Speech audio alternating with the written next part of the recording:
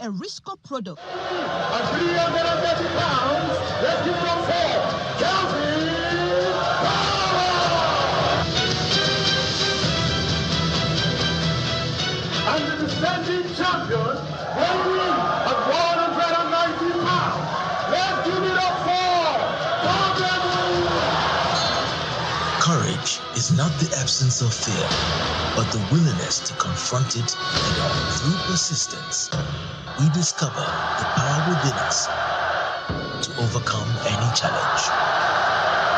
This year, be determined to join the League of Homeowners and take advantage of the add-on homes property listings as we journey with you to overcome looming challenges with our flexible payment plans and affordable product offerings. Stand your ground. Become a homeowner today. Subscribe to Add-on Homes. Building cities, communities, and homes.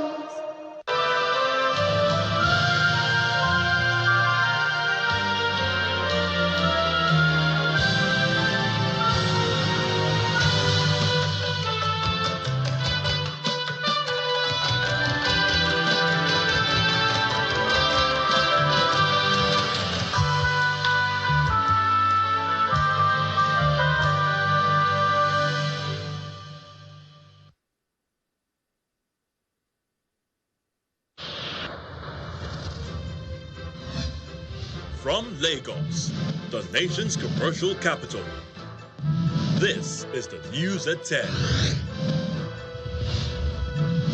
Live from Channels Television. Reporting tonight, Anne Nwaodo.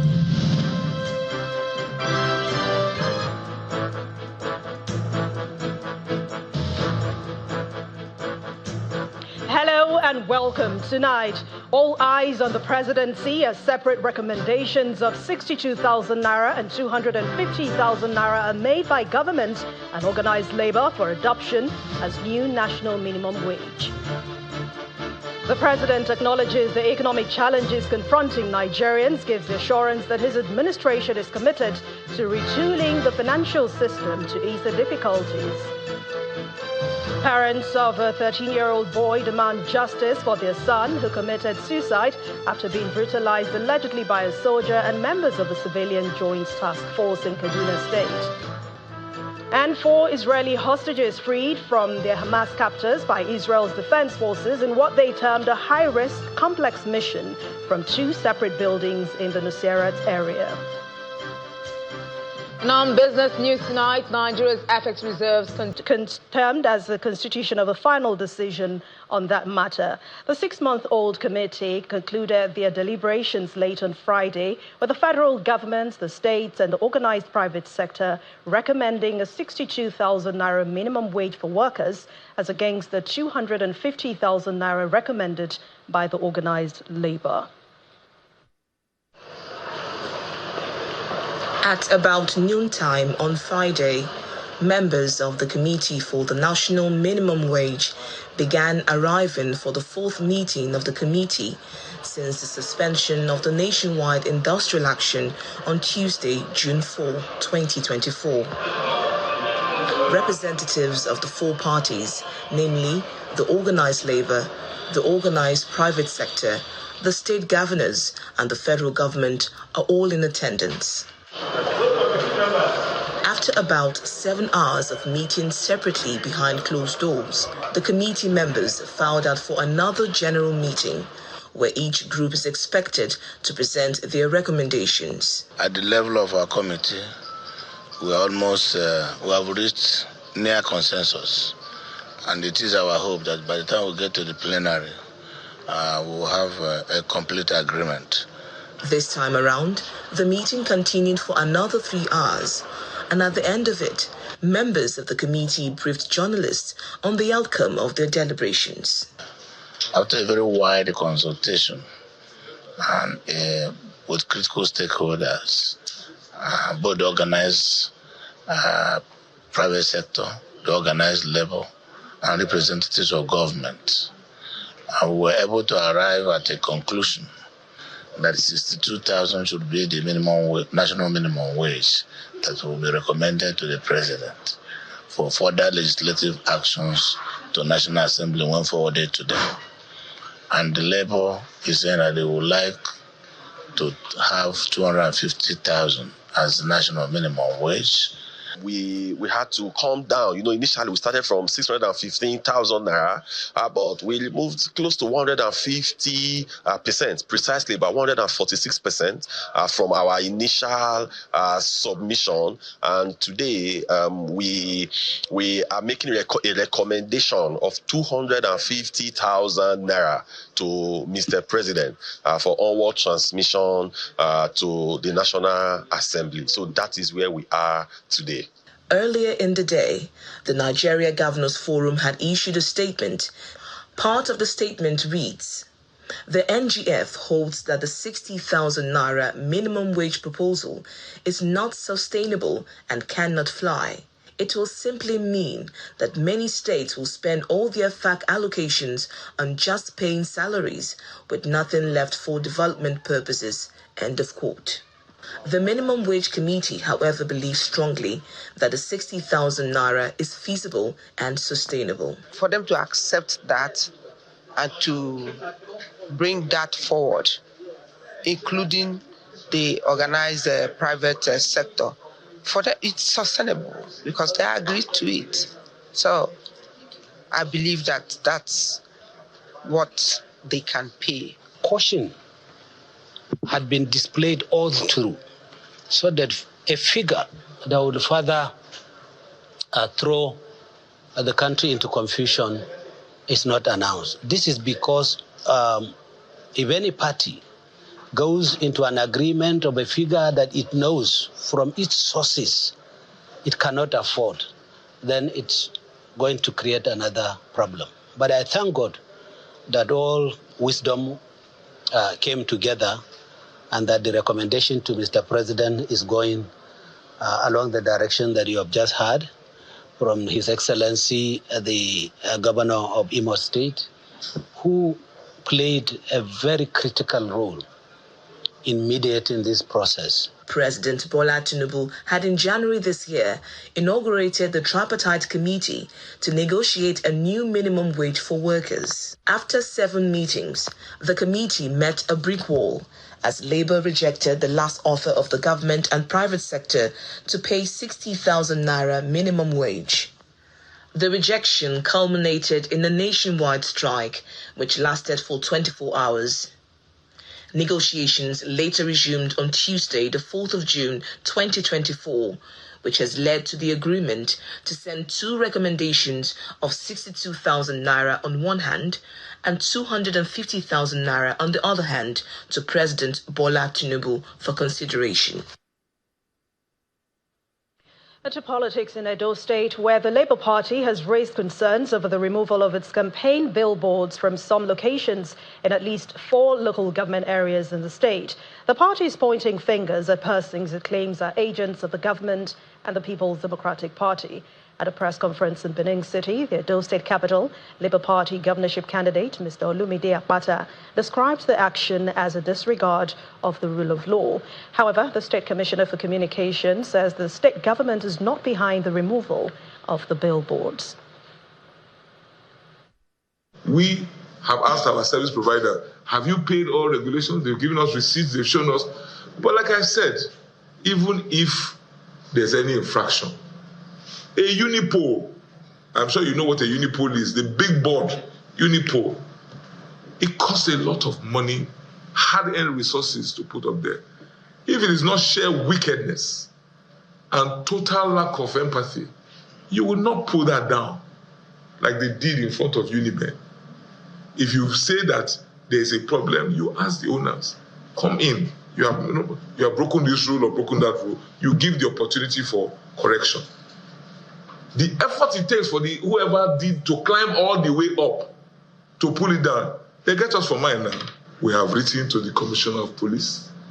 We have written to the Assistant Inspector General Zone 5. We have written to the Inspector General himself, alerting them to the potential breach of the peace that will be occasioned as a result of this shenanigans being pulled by the PDP-led government. So it is in the interest of the law enforcement agencies to come step into this situation to avert possible breakdown of law and order. I cannot control what my supporters will do. I'm unable to do it. I don't know if his billboards were even removed in the first place. I'm sure you've seen some of our own candidates' billboards being torn or destroyed. We have not laid allegations at anyone who has been responsible. You cannot go to a billboard and ask who removed you, and the billboard will say, Mr. John removed me. So when our billboards are removed or destroyed, and we are certain, we are sure that we are the legitimate owners or renters of that billboard, we'll replace it. So I think Mr. Akpata should understand that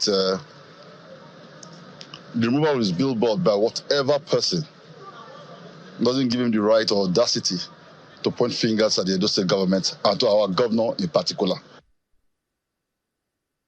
And staying with politics, a former National Vice Chairman, Northwest of the All Progressives Congress, Mr. Salihu Lukman, is calling for concerted efforts to establish a viable alternative platform to put the APC in its rightful place.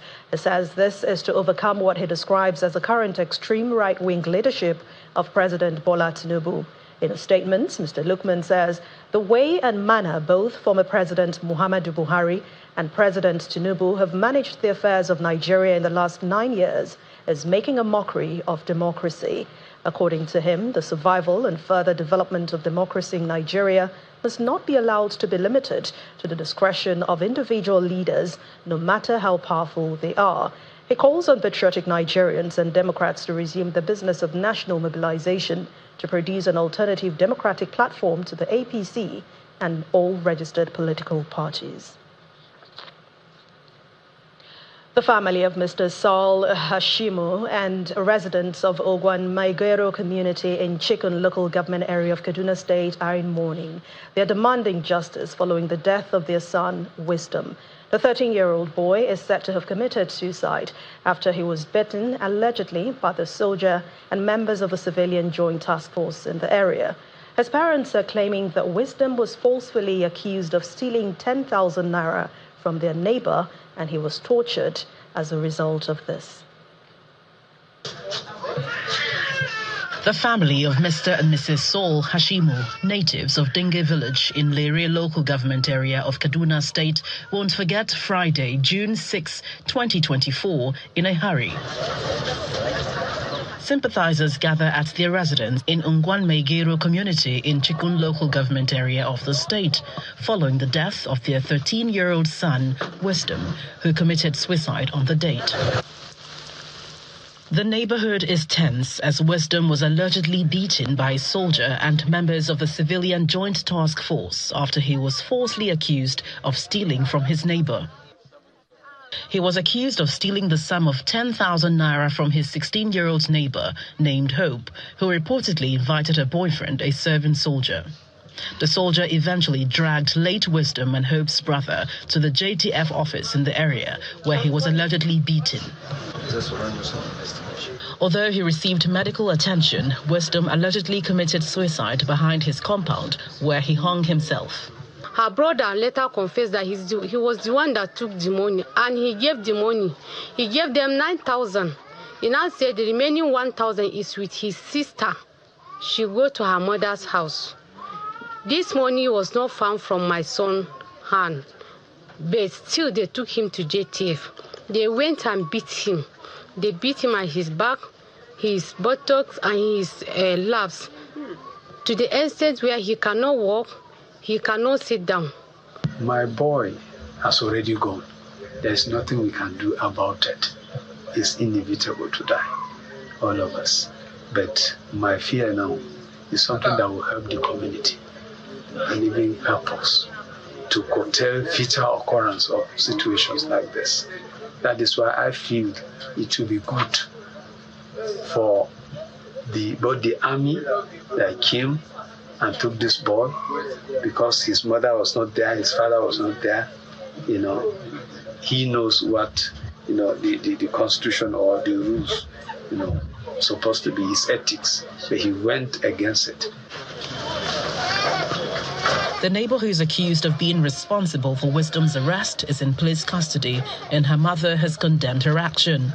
Wisdom did not steal my money. I don't even know the soldier. It is she that called the soldier. Just take her. I don't want her again. I don't want her again. I didn't send her. Yes, the command is fully aware of the incident. Meanwhile, the Kaduna State Police Command says it is aware of the incident and has commenced full investigation to ensure that justice is served and those behind the death of Wisdom are apprehended and prosecuted. The investigation has since been commenced. The Commissioner of Police has directed the Department of Criminal Investigation to take fully charge of the case, and whoever involved definitely must be arrested. Whoever involved, justice must be served. The community is still grieving, and they are promising to provide relevant details to enable the security agencies ensure that justice is served.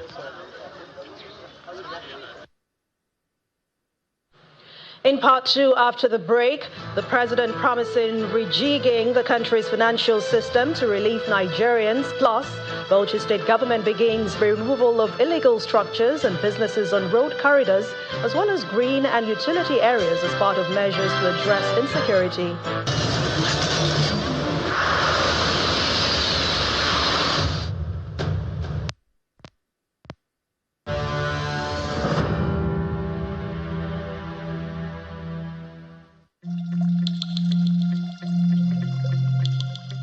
The Duchess International Hospital caters to every aspect of the family's health needs. A one-stop shop for maternity and child health services, emergency medicine and critical care, medical and surgical subspecialties, dental and eye care, and a range of other subspecialties and services, all available at a single location right here in the heart of Ikeja. And it really doesn't matter if you're paying out of pocket using your HMO or private insurance. We focus completely on providing that world-class affordable healthcare for all the family at all times.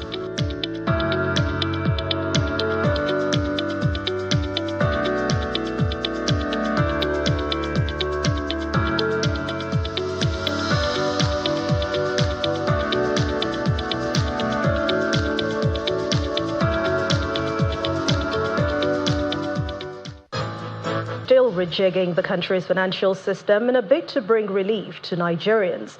President Bola Tinubu was speaking during the commissioning of some infrastructure projects in Guzape in the Federal Capital Territory, Abuja. Two of the roads were named after acclaimed novelist Chinua Achebe and poet John Pepper Clark. Our State House correspondent Larry Lasisi reports.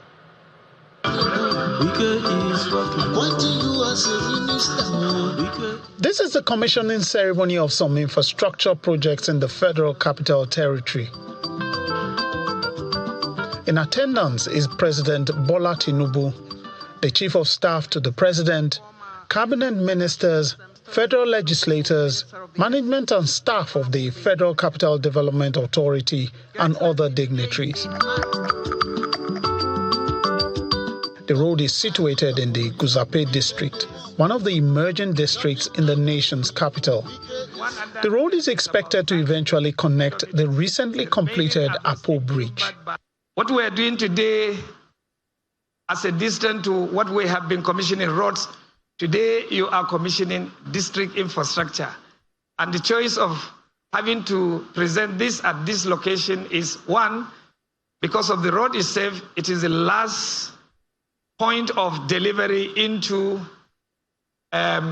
various properties. It is imperative to address the vital issue of engineering infrastructure provision across the Abuja district. This is because Abuja, as the capital city of Nigeria, serves as the administrative and political hub of the nation. The FCT minister thanked the president for his backing and made an appeal for the naming of the road. People like Chinua Achebe, people like JP Clark and Chinua Achebe. Excellency, I want to appeal to you. First of all, let this road be named against Chinua Achebe And then there are another road within the same district that can be named against JP Clark.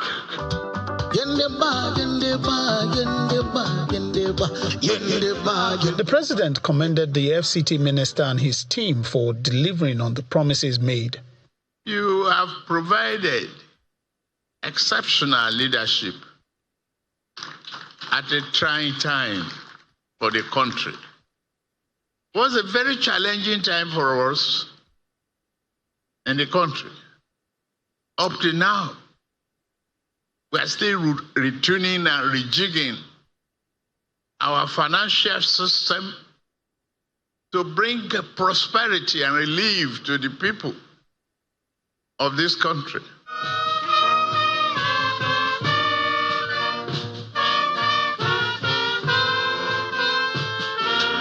He then commissioned the projects. The Gusape District Lot 2 Engineering Infrastructure was officially commissioned by His Excellency Bola Ahmed Tinubu, GCFR. This event brings to an end what has been 9 days of continuous commissioning of projects within the city center of the FCT. According to the minister, the next phase will be taking place in the area councils. From Abuja, Lanre Lasese, Channels Television News.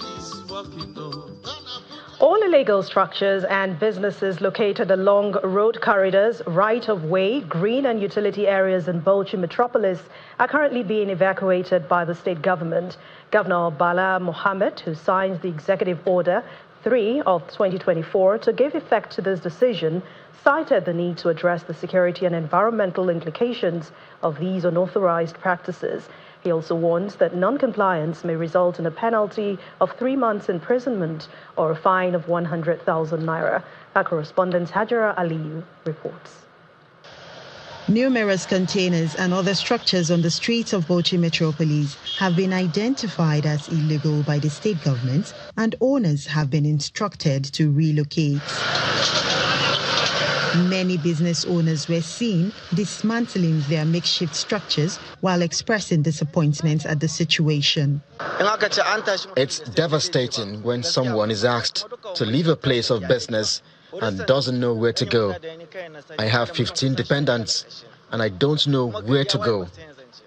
This initiative is part of the state government's urban renewal project, My Bauchi Project 2, aimed at transforming the city into a modern urban center. Governor Mohammed's vision includes the construction of 2 flyovers, an international conference center, the newly built government house, modern markets, and other infrastructure projects. To accommodate affected businesses, the state government is providing alternative spaces in designated clusters such as mechanic villages, timber and building material markets, furniture markets, trailer parks, and more. We have identified new locations where we take most of these businesses. And I have said earlier on, the illegal structures along the road, we are going to structure sort of corner shops. And all businesses are going to be in a form of cluster. The recent Executive Order 3 of 2024, signed by the governor, underscores the seriousness of the removal of illegal structures due to security concerns, with enforcement measures in place for offenders. Some of those shanties are used, according to our security information, by bandits, by terrorists, by Sarasuka, and so on and so forth, who make it a home. And we are removing them with a lot of reservation, because we know that it's going to affect our traders. The government will take a prototype design for shops along the streets that is going to make Bauchi beautiful and secure. And that's why we have signed the executive order. But be rest assured that government is very sensitive, responsible, and responsive. We are taking measures to ensure that minimal pain is caused. These efforts are expected to give Bauchi a new and improved appearance. Hajara Aliyu, Channels Television News. And still talking infrastructure, in neighboring Gombe State, Governor Noah Yahya has performed the groundbreaking of the 250 units Renewed Hope Estate. alongside the Minister of Housing and Urban Planning, Ahmed Dangiwa. The project is set to be in line with President Bola Tinubu's vision of providing affordable, organic homes for all Nigerians in the 36 states of the country. According to all available reports, housing deficit in Nigeria is estimated at 28 million units, requiring trillions of naira to meet the housing needs of millions of Nigerians without shelter. To bridge this gap, the Minister of Housing and Urban Development, Mr. Ahmed Dangiwa, says President Bola Tinubu is building renewed hope estates across all 36 states of the Federation to give every ordinary Nigerian a roof over their heads, as 250 units of renewed hope estates with 3-month completion spans dot the 36 states of the Federation. This is just a start of the renewed hope agenda of Mr. President. We plan to build 100,000 housing units nationwide. Now we have taken estates, each of the 30 states of the Federation. The remaining 6 states we are going to do renewed hope cities, and most of the sites of construction have started.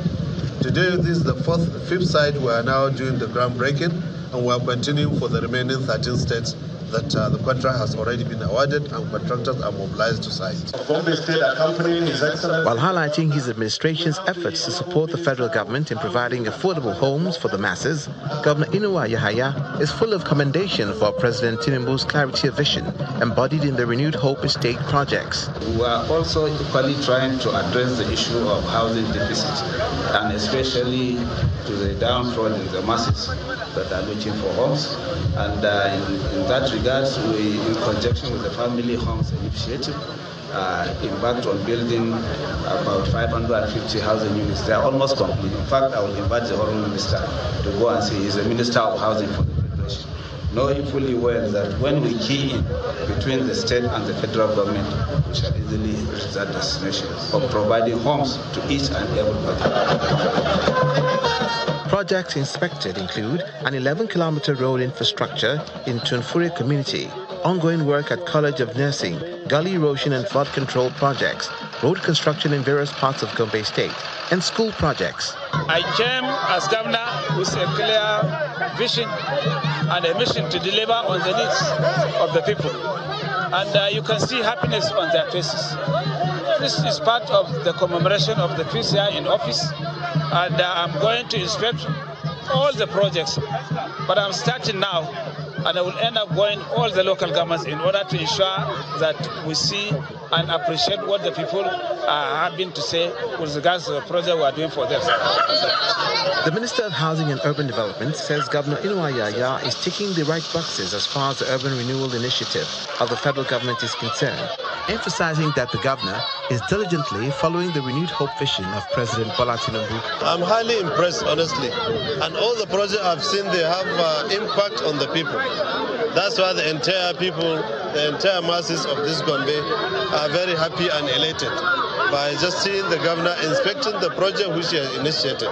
They know where they were before and they have seen where they are now. That's why when they see the governor, they seem to be very much happy and elated.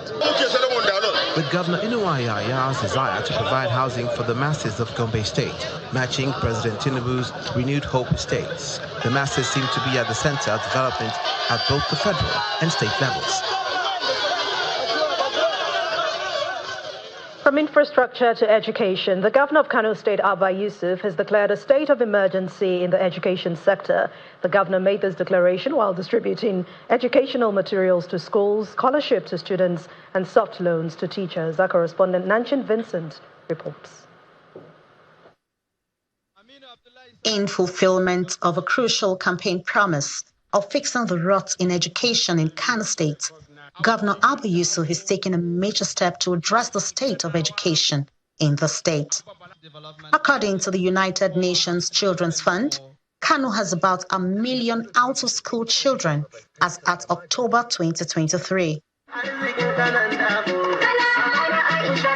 This prompted the state government to declare a state of emergency in the state with the aim of delivering quality education.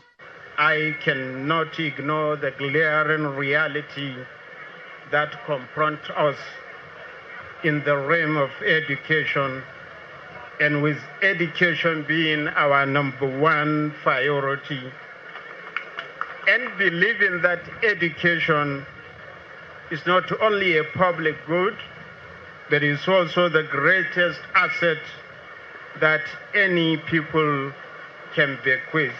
Today, I stand before you to announce the formal declaration of state of emergency in the education sector. This effort is commended by a former governor of Kano, Mr. Musa Kwankwaso, who describes it as a step in the right direction. What we are doing today is a continuation of what he has been doing with a very, very serious emphasis.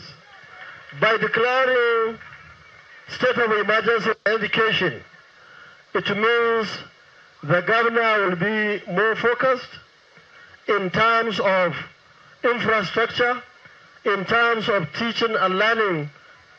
I'm happy to say that from the information I had from the government, now the governor is bringing our blueprint to ensure that at the end of his term, a lot would have been achieved in the area of education.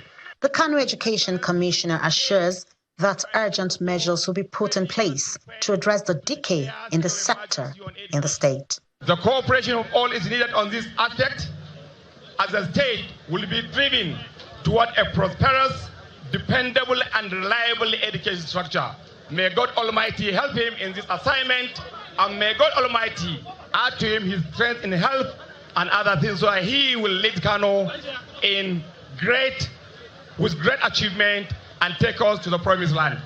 The state governor distributed instructional materials and presented certificates to sponsored scholars, as well as soft loans to teachers. From Kano Commercial City, Nanchin Vincent, Channels Television News. Still ahead on the news at 10, Nigeria 2024 was celebrated as Good Friday all around the world. But that was a black day and the beginning of a nightmare for 3 students of the University of Calabar who were abducted that fateful day. In this report, our correspondent Kelly Agiga takes a trip to Calabar to track the kidnapping activities around the university, the capital city, and its environs.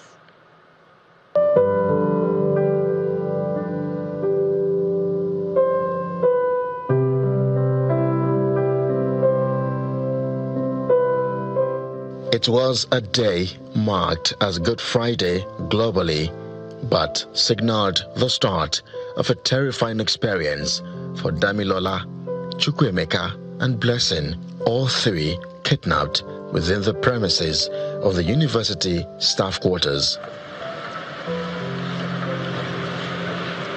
These 3 students are the latest victims of the business of kidnapping, which significantly blossomed, especially in the last administration. I can say physically I've tried to recover after, but my mind, my mental health, emotional health, I've not actually recovered from that. Being kept at hostage, that's without your free will, is something very terrible. One day was looking like 3 days compressed into one. It wasn't like nights were horrible, mosquitoes, cold, and most times rain even like drip into where we are staying, and the rest of it we are like on water. So it was really, really horrible. Chukwuemeka, a 300-level student at the university, sustained deep machete cuts with some of the wounds infected. He had to undergo a major surgery and currently has an external fixator device holding his fractured bone. He tells me he's still struggling to come to terms with this new reality. They did all sorts of things to me, pulling my hair with their hands. They at some point, they even lighted their machetes and they placed it on my back.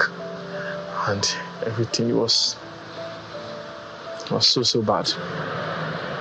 Ransom was paid for all 3 students, contrary to reports that the students were rescued by security agencies.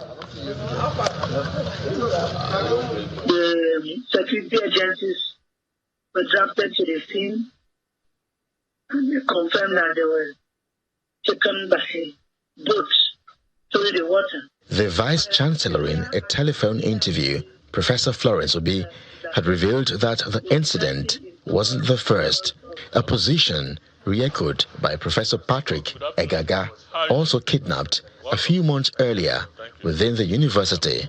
As I was driving through, a group of young men, I would discover later they were young men, approached me, all dressed in police uniform.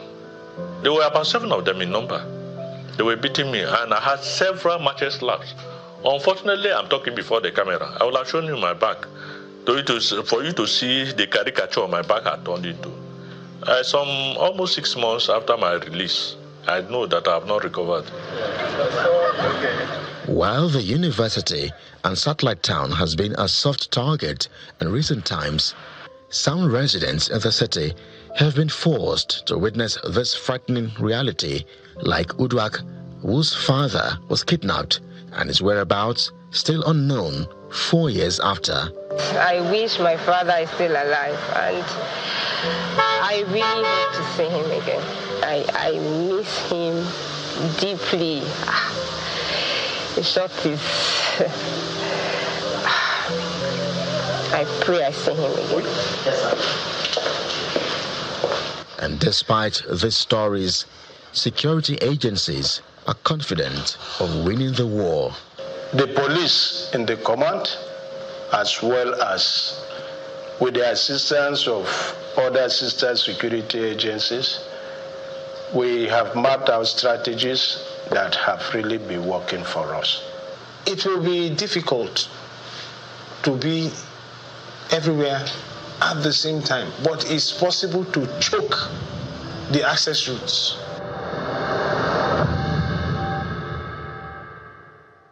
When the 3 students were whisked away by gunmen within the university premises, they were thrown into a standby boat that ferried them through one of the nearby creeks along the waterways.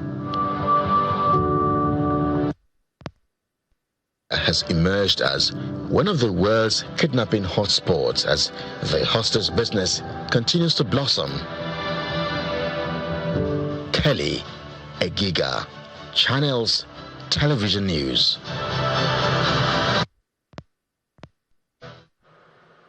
And with a focus on restoring degraded lands, combating desertification, and building drought resilience, countries around the world came together on Wednesday, June the 5th, to mark World Environment Day 2024. Up to 40% of the world's land is already degraded, directly affecting half of humanity, and an estimated 3.2 billion people worldwide are negatively impacted by this. By the year 2050, more than 3/4 of the world's population is expected to be affected by droughts. This next report by our correspondent Ayola Kasim takes a look at one of the reforestation efforts in southwest Nigeria. With her school shut because of the labor strike earlier this week, 15-year-old Afolake Ogundele decided not to stay idle by checking her beehive. She's one of those trained in beekeeping to discourage farming in the 5,900 hectares Olokemeji Forest Reserve, located between Abeokuta in Ogun State and the Oyo State capital, Ibadan, southwest Nigeria. And to Afolake's delight, her efforts are yielding results. The bees have started producing honey. Olokemeji is one of the largest forest reserves in Nigeria, but a large portion of it has been highly degraded due to farming activities.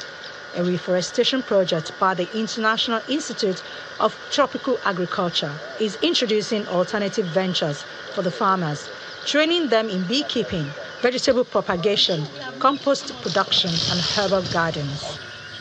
Lajide Ijaola was born within the reserve and has farmed here for more than 20 years.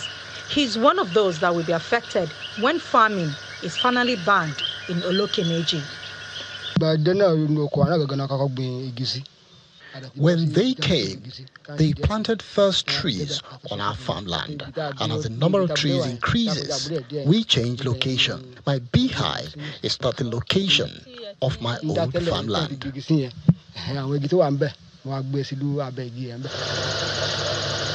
Olokemeji mirrors the state of forest reserves across the country. despite the ecological services they provide.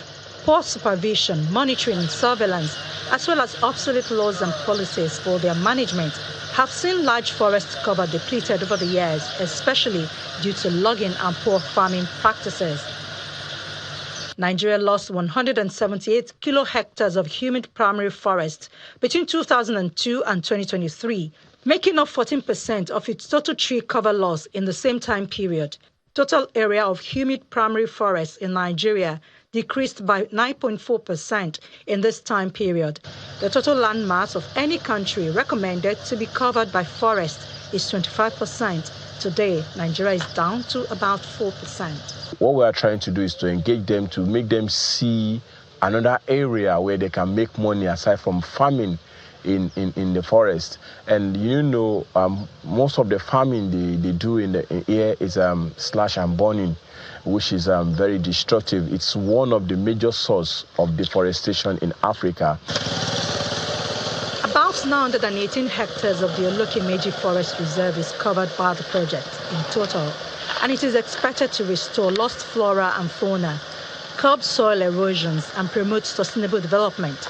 However, unexpected success the team experienced is the rate of interest the Manual of Propagation for Nigerian Trees uploaded online has generated. You find out that most downloads are for those species that are difficult to propagate.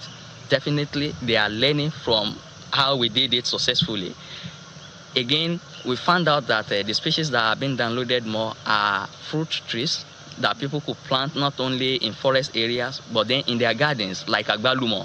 This is the message I want to put across, to conservation colleagues, that it's one thing for us to actually implement some of these conservation projects, but then we should think again and try to assess the impact of what we are doing.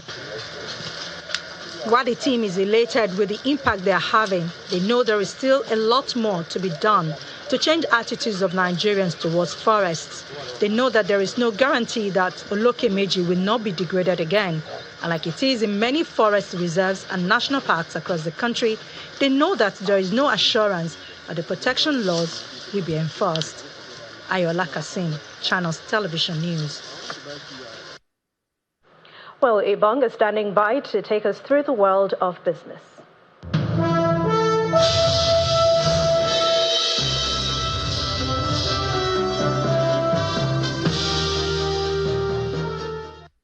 Thank you, Anne, and welcome to Business News.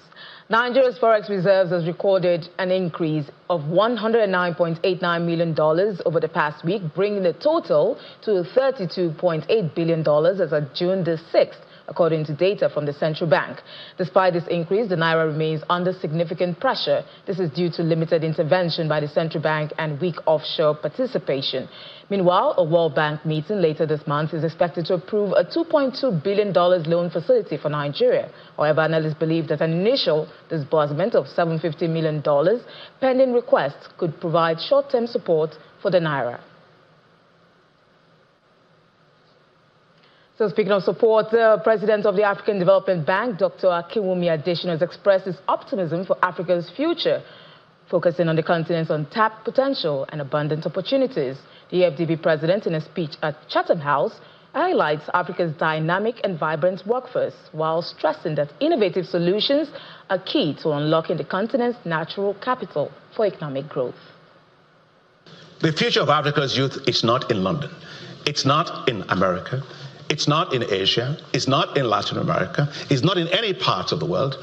It is in Africa, growing well, with quality growth, paying attention to inequality, and paying attention to turn its demographic asset into an economic dividend. The young people of Africa are the best assets we have, but we have to put our money to back them up, to take on the world, and they can do that.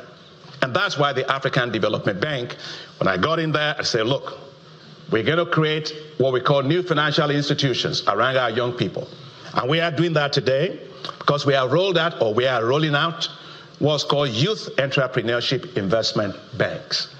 They are new financial institutions whose whole focus, take the skills, take the entrepreneurship, take the brain power of our young people, help them to turn into great businesses, and put the wind of financial capital behind them. They are not different from anybody around the world. Take a risk for them. And speaking of businesses, the independent project monitoring company IPMC has launched its first environmental, social and governance ESG ratings for banking and insurance companies. The essence is to encourage more positive actions towards ESG in the banking and insurance sectors. According to the chairman of IPMC, Mr. Robert Adeodiachi, the evolution of ESG is to reflect a broader transformation in the financial industry. Without wasting our time. Working with regulators and stakeholders in the financial sector, IPMC has called this meeting to emphasize the need to adopt more ESG practices into daily operations.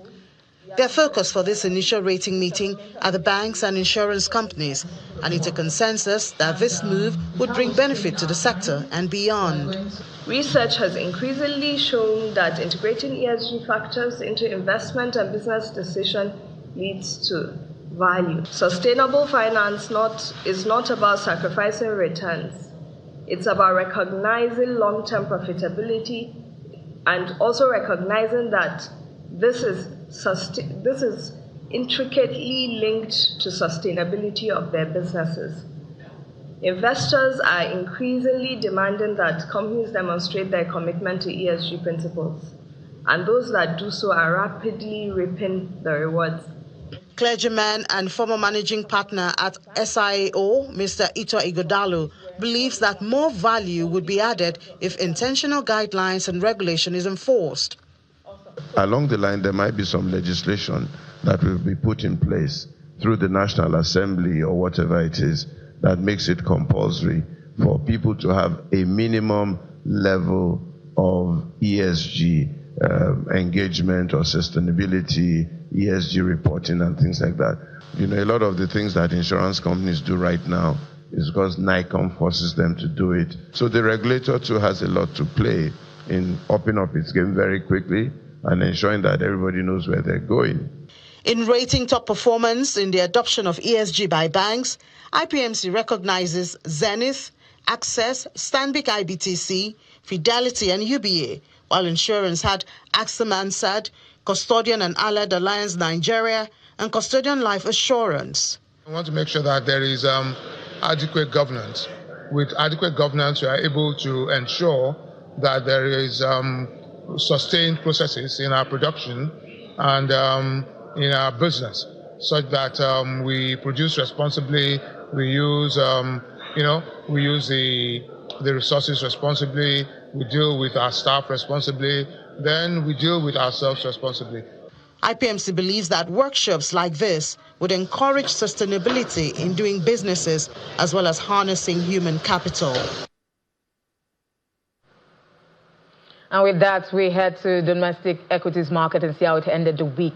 But with negative sentiments, and this is due to profit-taking activities by investors. The all-share index declined slightly by 0.08% week-on-week to close at 99,221 points. The year-to-date return settled at 32.7%. Analyzing activity levels, the trading volume declined by 22.2% and value fell by 2.6%, while the trio of Fidelity Bank, Access Holdings and Veritas Capital Assurance are the top three spot on the volume chart this week. Similarly, the NASD OTC securities markets performance also ended the week negative as the index was down by 3.57% this week.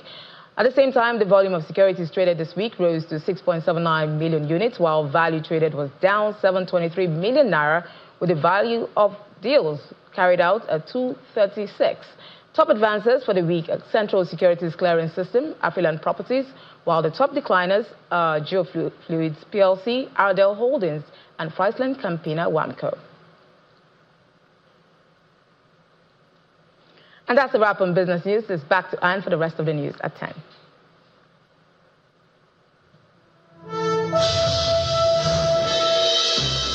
And in other stories now, the federal government is moving to strengthen the nation's maritime security and stimulate growth within the blue economy sector.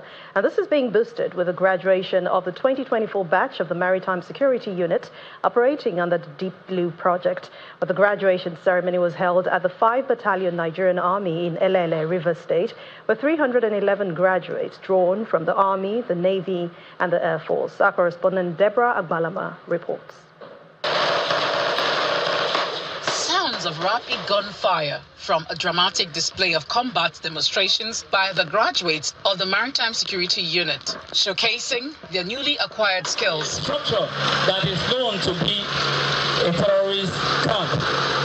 You can see the Minister of Defense, Mohammed Badaru Abubakar, and his counterpart from the Ministry of Marine and Blue Economy, representatives of the service chiefs, the management of NIMASA, and the chairman of the Senate Committee on Maritime and Blue Economy, Senator Wasiu Eshinlokun, amongst other dignitaries, were all present at the event. This is not just a graduation ceremony. In his keynote address, the Minister of Defense, Mohammed Abubakar, urged the graduates to use the high tactical skills acquired during the 4 months of intensive training to combat illegal bunkering, sea piracy, and other unlawful activities on the waterways. As members of the Maritime Security Unit and graduates of the Advanced Combat Training Program, you perform part of the crucial architecture with the responsibility of safeguarding the waters, ensuring that they remain safe, secure, and free from all forms of threats. The Minister of Marine and Blue Economy, Adeboyega Oyetola, who commissioned the Armored Vehicle Workshop, emphasizes the project's role in securing Nigeria's land, water, and airways. The Deep Blue project, as we all know, is pivotal in strengthening our national security and ensuring safety of our waterways. The technical expertise and competence of the Maritime Security Unit and the graduating student trainers have been exemplary, as evident in the precision and skill demonstrated today at the shooting range. On his part, the Director General of the Nigerian Maritime Administration and Safety, Dayo Moberola, reaffirms the NIMASA's commitment to ensuring safe waterways for the growth of the blue economy. For his unwavering commitment to the cause of ensuring that the maritime environment is safe and secure for all the players in the sector to harness the blue economy. Representatives from the service chiefs, including the Nigerian Army and Navy, praised the training provided by Homeland Security and highlighted the expected efficiency of the multi-agency collaboration. The graduates today come from diverse backgrounds representing the Nigerian Army, Nigerian Navy, and the Nigerian Air Force, yet united under one common goal: to ensure the safety and security of our exclusive economic zone. The Nigerian Navy and indeed the armed forces of Nigeria requires your skill to contain our maritime security challenges. The expectations of Nigerians had never been higher than it is now. The event ended with the presentation of certificates to graduates, as well as the inspection of exhibitions of Deep Blue assets. The Deep Blue project, DBP, launched in 2019, is a combined forces initiative. Each year, it provides special training for the Maritime Special Forces men and officers for the safety of the nation's maritime assets. Deborah Abalama, Channels Television News. Over studios now, where Victoria Longjohn is standing by to take us through the world of sports.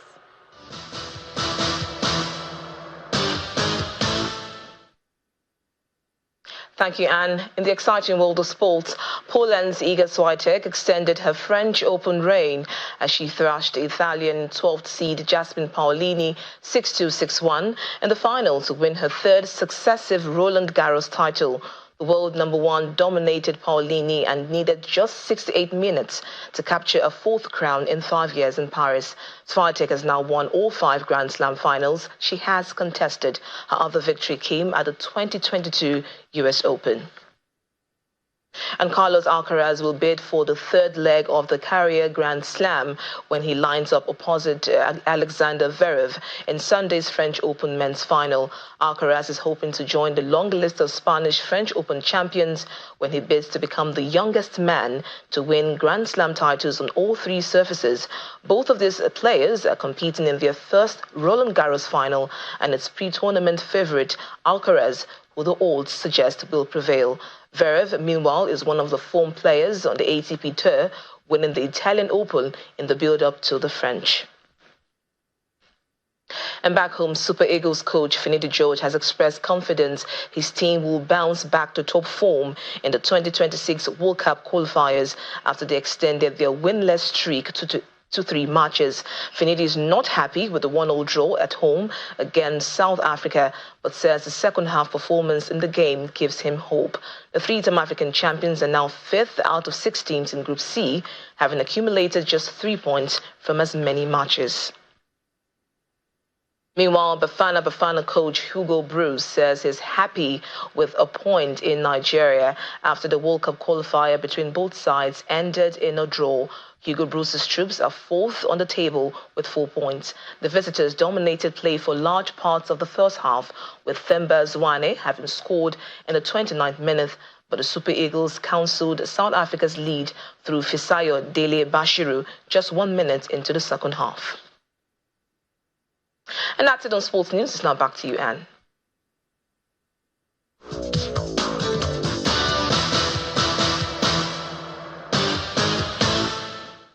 Thank you, Victoria. 4 Israeli hostages have been freed from their Hamas captors in a joint daylight raid by the IDF, Israel Security Agency, and the Israeli police. According to Israel's defense forces, the 4 were freed during a high-risk complex mission from 2 separate buildings in the Nuseirat area. The freed people, who were kidnapped by Hamas on the Nova Music Festival during the group's October 7 attacks, are said to be in good medical condition, and they have now been transferred to the Sheba Tel Hashoma Medical Center for further investigation. IDF spokesman Daniel Hagari describes the mission as based on precise intelligence in which Israeli forces came under fire, one being badly injured. And the main news again. As government and organized labor presented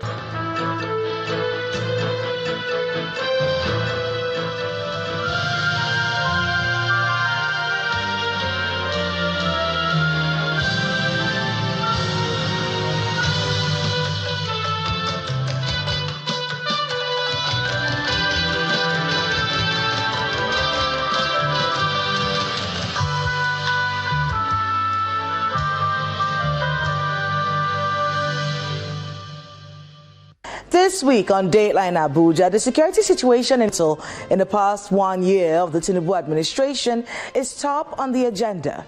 The Buhari Area Council has been hit by kidnappers in multiple areas. Kidnapping, in particular, tops the list of crimes in the nation's capital, and this will give us the background for our focus on the FCT. While we update you on the major stories from Nigeria's presidency, our guests will give us some insights as to what has made our once safe Abuja unsafe, and what the security and the FCT minister should be doing right now. This is Dateline Abuja.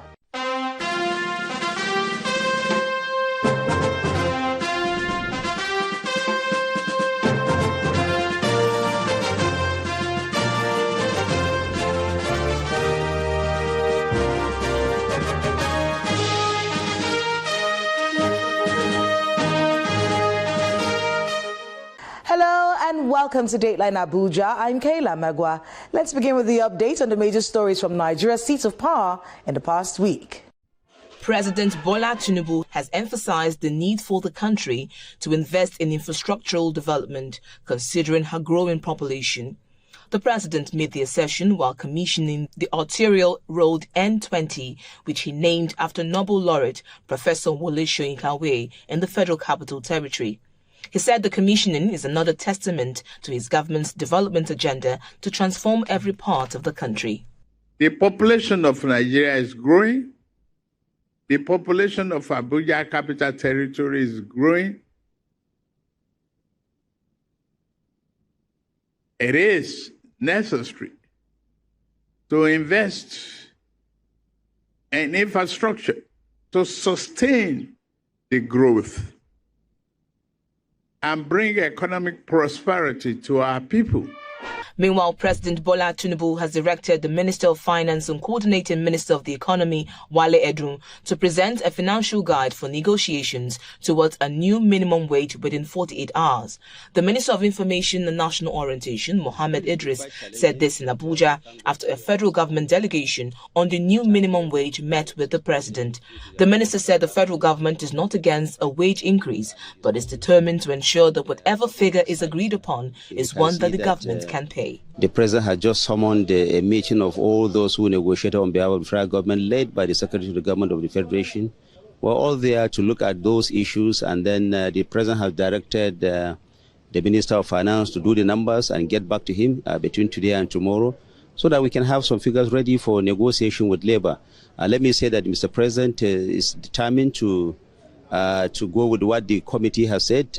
He's also looking at the welfare of Nigerians.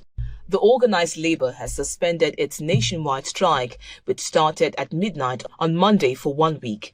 The president of the Nigeria Labour Congress, Mr. Joe Ajero, said this when labor leaders returned to the negotiation table under the National Tripartite Committee on the review of the minimum wage.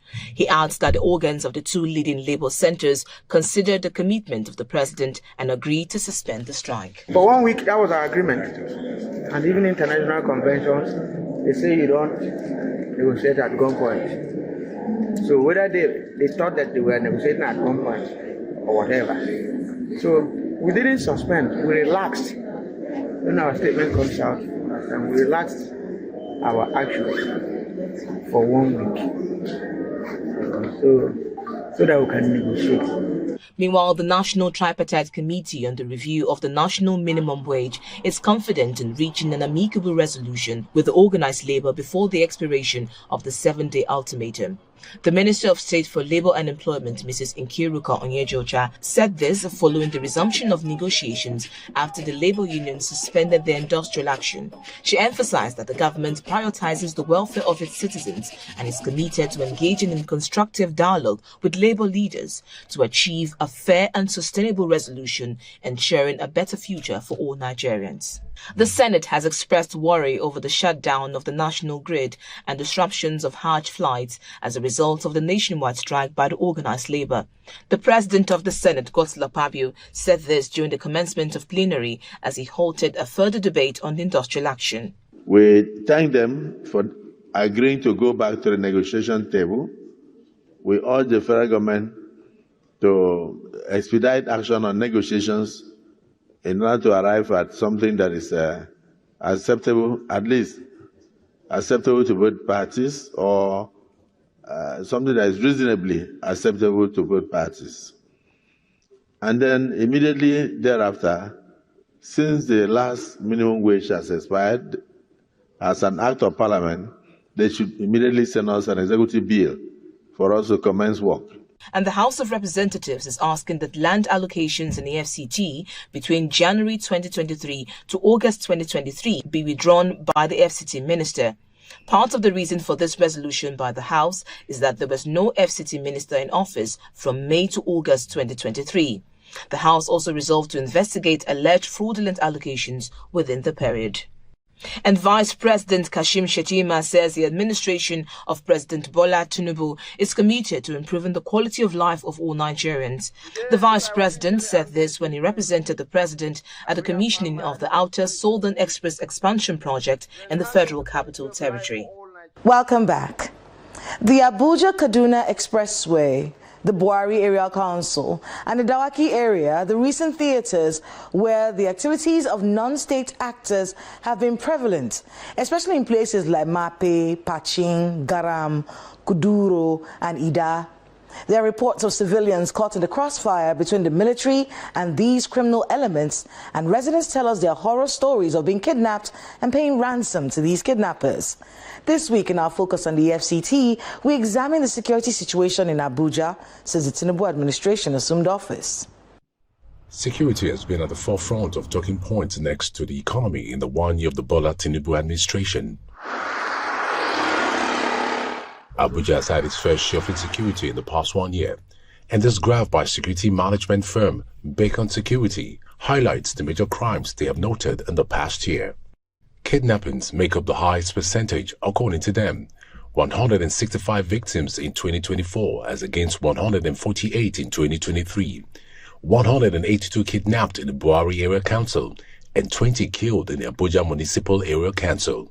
Rising insecurity in communities around the Federal Capital Territory have headlined the news in recent times as residents continue to report incidences of kidnappings and abductions.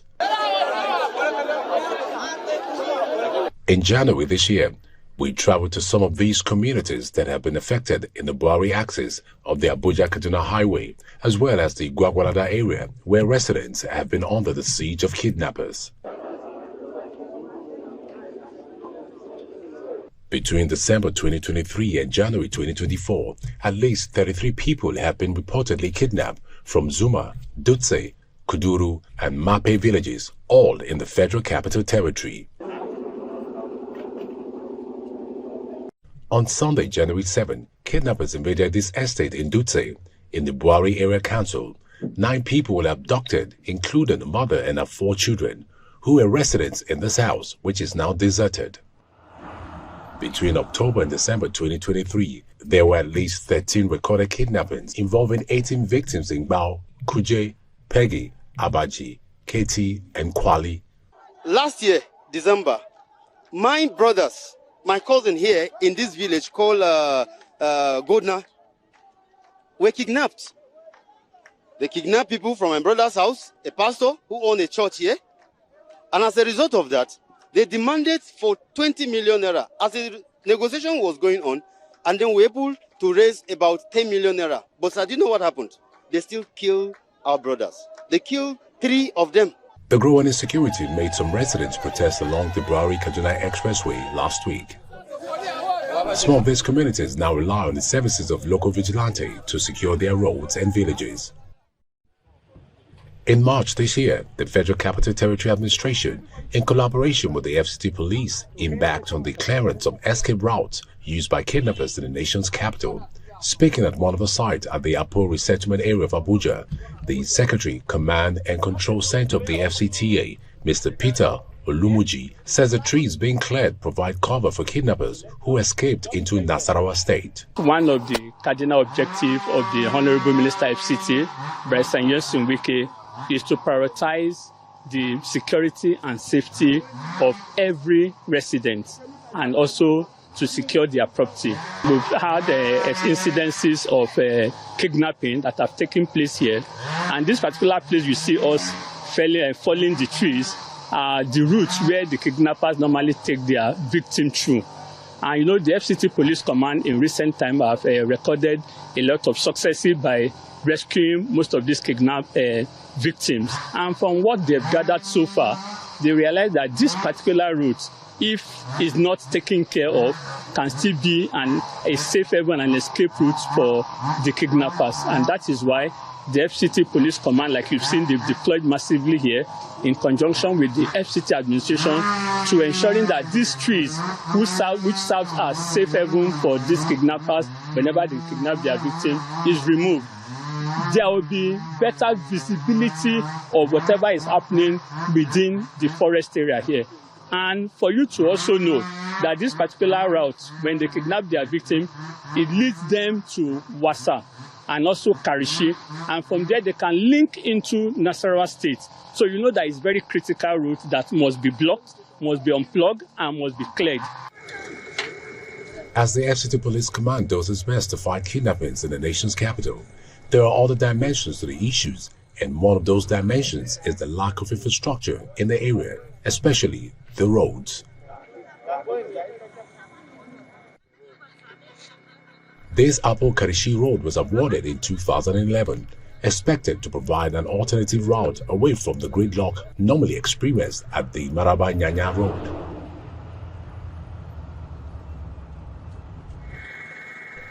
This 12-kilometer road is a commute for farmers moving their produce from communities like Wase, Daya, Takwishara, Kurudu, Orozo, Brom, and Karishi to the city center.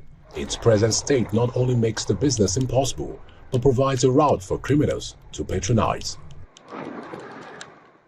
It is that same dusty, untarred road that is seen here at Apo Resettlement. The residents call for help from the FCT administration. We want to sincerely appeal that the FCT minister should come to our rescue based on this road and security. We've been having a lot of challenges. This road was repaired for some time. At a point, they got to a place, you can even see the gutters that were already raised. Everywhere was done. We're so hopeful that they will not come and pour quota and make the road habitable for us. But suddenly it was abandoned. And you know, we have little children around. Going to school is so difficult. And it's really constituting security challenge because we have a lot of problems here.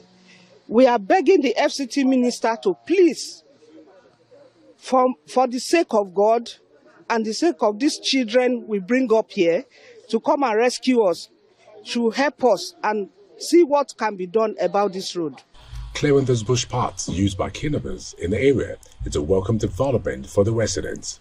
About a week ago, we have an encounter here. That came and the intruders came and picked one of our residents, and that's why the trees have been cut. The CP visited here with his team, the anti-kidnapper team, and a host of other government, and the chairman of AMAC also visited here. So we had a meeting with them. They assured us that they're going to see if they can find a permanent solution from the intruders. Normally they come from behind the hills. So we are glad that this is being done today. Meanwhile, members of the Abuja Grassroots Advocacy Project are raising fresh concerns over rising insecurity in the Federal Capital Territory and are asking the federal government to act decisively. The group says residents in many communities bordering Kaduna, Niger and Plateau State are living in constant fear as bandits and kidnappers hold sway. The group forced the Minister of Defense for allegedly watching as insecurity engulfs the nation's capital. We can no longer sleep.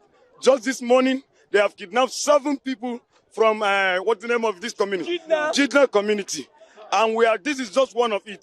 Within the last 2 weeks, we can talk about 20-something people that have been kidnapped, unchallenged, without even the repel attack, they cannot do. We want to say we are beginning to lose confidence in the Nigerian security because we have been pushed to the wall. Back in Apo, one after the other, trees are taken down to remove anything that might serve as a cover for criminal elements in the area. Not an ultimate solution to the insecurity in the area, but a step in the right direction for the residents as they join other residents of the nation's capital to appeal to the FCT minister for help with infrastructure.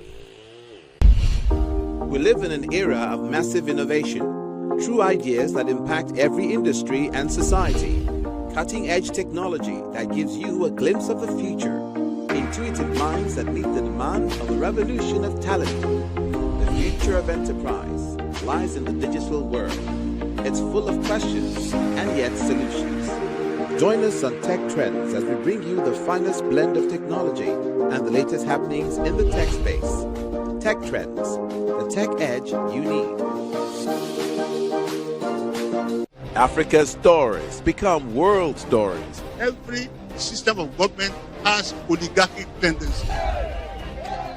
Network Africa is your one-stop shop for news on the continent. Cholera is highly dangerous and can kill within a day.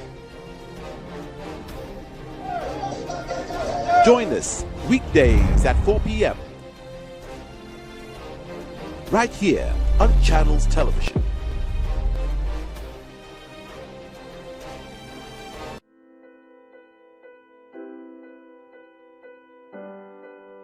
My guest on the program is a security expert, Mr. Kabiru Adamu. And he has some insight for us as to what has caused this insecurity in the FCT in the past year, what the FCT administration and FCT minister in particular should be focusing on, and the accountability mechanism necessary to ensure all tasked with keeping the FCT secure play their part.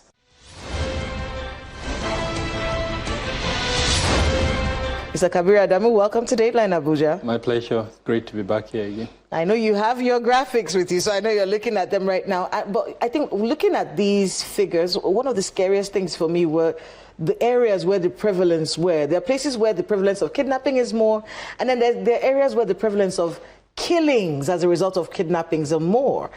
Talk to us a little bit about how you came about these figures. Okay, so I run a company called Beacon Security and Intelligence Limited. In the intelligence unit, what we do is we gather security information, and we have categorizations of about 15 different occurrences. Abduction is one of them. Then attacks by either gunmen or sometimes armed robbers who would enter premises and kill, and several other incidents, including social upheaval, protests, and then in security force action and things like that. So we've done those 15 different categorizations. We use industry practice, and those industry practice are divided basically into two. What we call OSINT, open source intelligence, and then human intelligence. The OSINT is usually we use media, both conventional and social media, and then the human one is sources who know what happened. So we pick up something, let's say on X, that there is an incident in Buari, and then we ask ourselves in our team, who do we know in Buari? We reach out to that person. As long as the person is a credible source would be maybe a security personnel, traditional title holder, religious leader, or someone we just know who is credible, a professional. And then once the person confirms it, then we document it as part of our incident log. Do you work with the police? Of course, we do. I know that when it comes to a lot of terrorism activities and all of those other things and banditry and things like that, I know that your company is very heavily involved. But let's focus on this right now. We're looking at a year since the Tinubu administration came in. Let's look at these figures. The kidnappings, very worrisome. You would think it would be robberies that will be, major on the list of crimes in the FCT, but it's actually kidnappings. Talk to us about that. And I think what was even more disturbing is, so the figures show what we have in our database from May 2023 to the second week or third week of May 2024. And if you go through the bar charts, because what we did two things. We did bar charts, which would represented three things: the incidents themselves, then abductions, and then fatalities. Now, because we're talking about abduction, I'll restrict myself to them. Now, for abduction, what was even more worrisome was the spike that we saw between the month of November and December.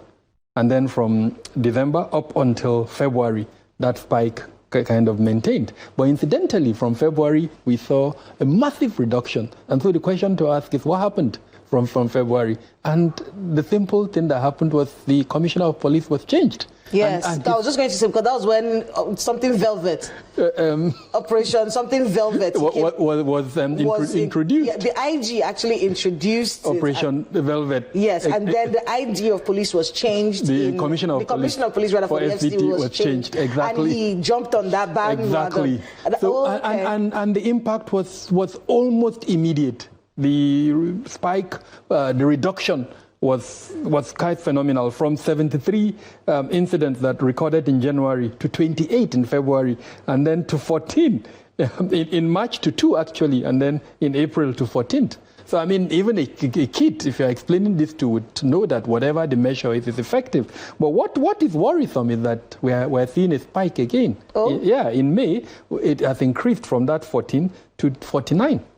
Yeah. From 14 to 49? Exactly. This month? No, the month of April. The figure as at now is actually 49. What it means is that at the end of the month, it could be higher than that 49. So there is a spike at the moment.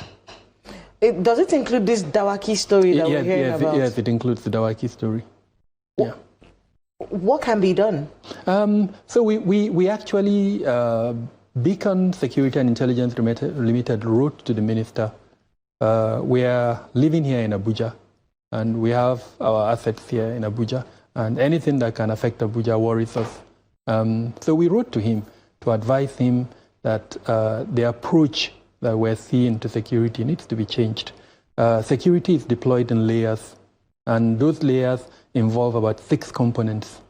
If you just concentrate on 1 or 2, which is what we've seen, and leave the other 4 layers, then there will be this type of resurgence from time to time. Security is expensive, especially the type that we're using. When we deploy security forces, they go out for offensive operations. You have to maintain them. But that sustainability will never be there because we don't have enough money. So the strategy that we have, which we wrote to the minister, is a strategy that would get the buy-in of the people. Let the people own the security strategy. Let every resident of Abuja understand that he or she has a role to play in security. Because I'm in a public forum, I don't want to speak about the strategy, but we've written to the minister and we're waiting for his response actually. When it comes to, the next 1 year, because everyone, of course, is looking at the Tinubu administration, and basically he's asking, since you came in, this is what's happened, this is what's happened. I know from the feelers we're getting, he's able to say, yes, I can take responsibility for everything that's going on. How would you assess security, maybe even nationwide, in the past year? So to assess someone, you have to look at the person's quote-unquote scorecard. And fortunately, I'm in a position where I have been able to look at the scorecard. In the Renewed Hope agenda, there were 7 items that were indicated as the policy imperative for security. Now, those 7 items include, for instance, reforming the police, changing the military doctrine and philosophy, improving security in our communities, harmonizing the national identity management issues, and a couple of other things like that, including improving the relationship we have with our neighbors and things like that. So those, for me, that's what I would pick and ask myself, how much of that has been implemented in the 1 year that the president has been. Of course, there are other indices that we could look at, the rate of fatality rate, how many people have died, comparing it to, let's say, the last 1 year of the Buhari administration, and then, of course, abduction, comparing it to, again, the last 1 year of the Buhari administration. Now, for the indices, unfortunately, the prognosis is not exactly very good. There is not much difference in terms of the number of people that have died compared to the previous administration. Like I explained to you earlier on when we were speaking, in some months we see an improvement, in other months we see a reduction. Just to give you an example, last month in April, we recorded 1,087 deaths all over the country. The previous month before that, we recorded 800. And this month, we're in May, we're in it. At the moment, we're around 500. Before the end of the month, it could maybe remain at, with what happened in Plateau and in Zamfara, I'm almost certain it could reach that 1,000 again. So because the administration has not been able to involve the people in the security strategy, the same thing for FCT Abuja, that's why we're seeing the spike up and down. The major approach by the government is to use kinetic force. There is a lot of discussion around non-kinetic measures, but they remain at the level of discussion. Thank you very much, Mr. Kabiru Adamu, for being with us on Dateline Abuja, and good luck with all the work that you do. My pleasure. Thank you for having me.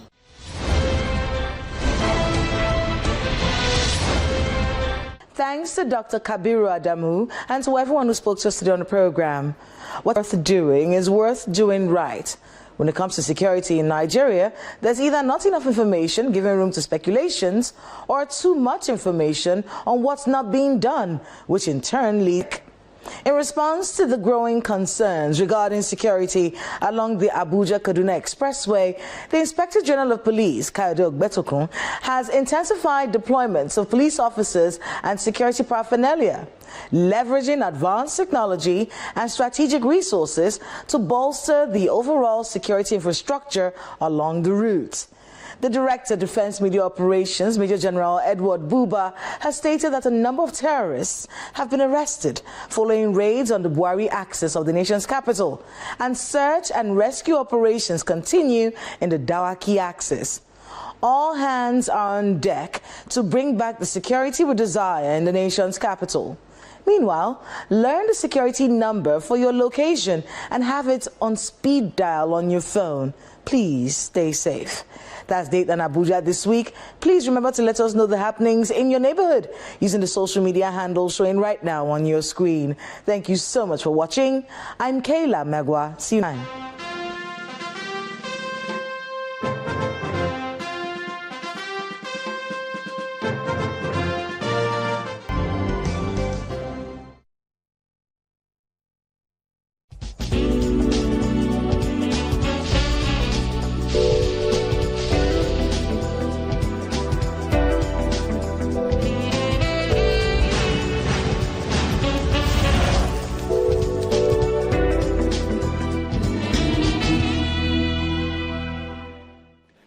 Hello, this is the award-winning show that brings you everything and anything Nollywood. I am Koyi Shotadi. Glad you can join us. Oh yes, it's gone to the UK and the Nollywood actors have done their famous artistry in the United Kingdom, and they brought out the performance to the very fore of attention about the history of Nigeria. Let's take a look and find out what happened.